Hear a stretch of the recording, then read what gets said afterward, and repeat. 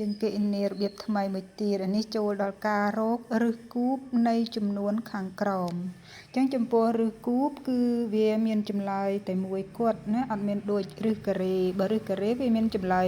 2តែសម្រាប់ឫសគូបវាមានចម្លើយតែមួយគត់បើគេឲ្យមកវិជ្ជមានគឺវាបានចម្លើយវិជ្ជមានបើគេឲ្យមកអវិជ្ជមានគឺវាបានចម្លើយអវិជ្ជមានដូចនេះយើងអាចទាញរកតម្លៃនៃ x បានគឺយើងពាក់ឫសគូបឲ្យចំនួន1ចាឫសគូបគឺមានសន្ទុះ3ណាគឺ radical ដែលមានសន្ទុះ3គេហៅឫសគូបអញ្ចឹងយើងពាក់ឫសគូបឲ្យចំនួន1ហើយយើងលើក1នោះឲ្យមានស្វ័យគុណ3ស្មើនឹងសន្ទុះនៃ radical អញ្ចឹងយើងអាចចេញមកក្រៅបានអញ្ចឹងចំពោះលេខ1វាអត់មានបញ្ហាទេយើងចង់បានស្វ័យគុណប្រមាណក៏បានដែរអញ្ចឹងលេខ1អត់អាចជាប់ឫសបានទេគឺវាចេញបានគ្រប់ឫសទាំងអស់អញ្ចឹងយើងអាចលើក1ស្វ័យគុណ3ស្មើនឹង1អញ្ចឹងវាចេញមកក្រៅបាន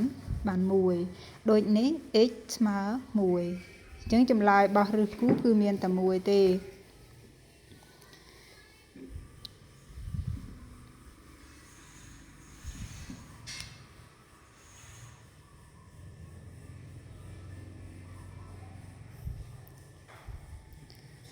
ចូលដល់លំហាត់អក្សរខ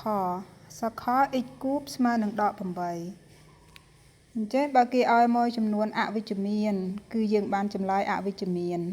ណាខុសពីឫសការ៉េបើឫសការ៉េឃើញអវិជ្ជមានគឺវាអត់មានឫសទេ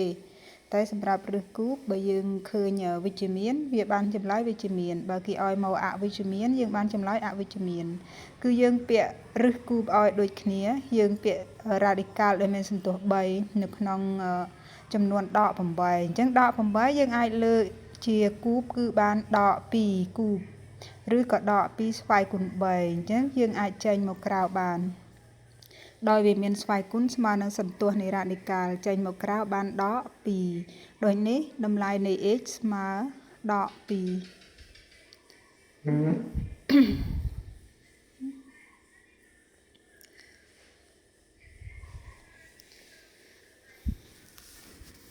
លំហាត់អក្សរក x គូបស្មើ27អញ្ចឹងយើងទាញរក x គឺយើងពាក់ radical ដែលមានសន្ទុះ3ឲ្យទៅលើ27ណាគេហៅថាឫសគូបពាក់ឫសគូបឲ្យ27គឺយើងអាចលើក27ទៅជាស្វ័យគុណ3គឺយើងបាន3ស្វ័យគុណ3អញ្ចឹងយើងអាចចេញមកក្រៅបាន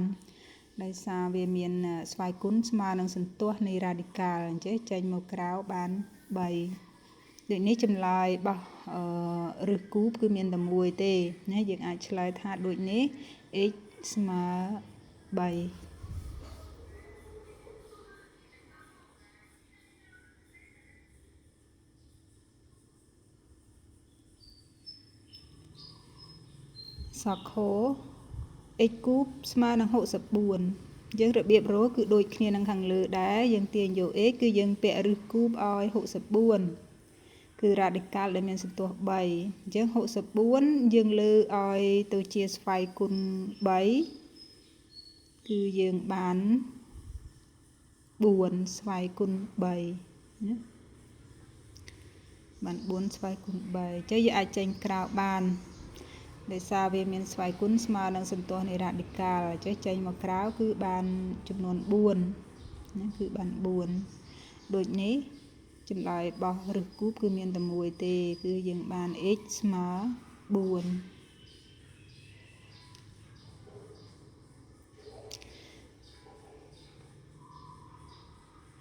សូមកូនជួយចុច Subscribe នៅលើវីដេអូរបស់អ្នកគ្រូផងដើម្បីទទួលបាននូវវីដេអូថ្មីទៀតសូមអរគុណ